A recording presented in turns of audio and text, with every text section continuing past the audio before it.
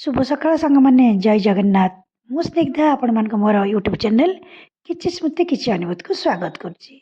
सांगमाने काली जागर उपास करिवा परे आज मते किछि भल खाइबा को इच्छा होइतिला, किंतु आज जेहेतु गुरुवार मु पियाज रसुण खाइनी, तेणु बिना पियाज रसुण रे मु आज करतिली भात ता संग डालमा आ मूला आलूर भजा।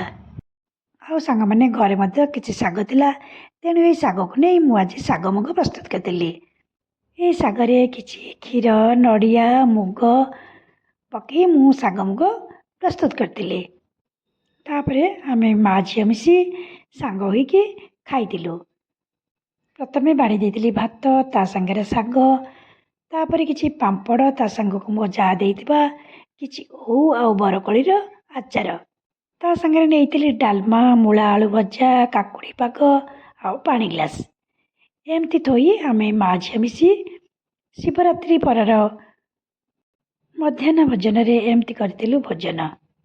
एतिके रहिली सांग माने वीडियोटी केमती लागिला आ मोर जागर परर दिनर मध्याह्न भोजन टी आपनको केमती लागिला, जदि भल लागिले लाइक करिवे आ नुआ होइतिले सब्सक्राइब करिवे। एतिके रहिली जय जगन्नाथ।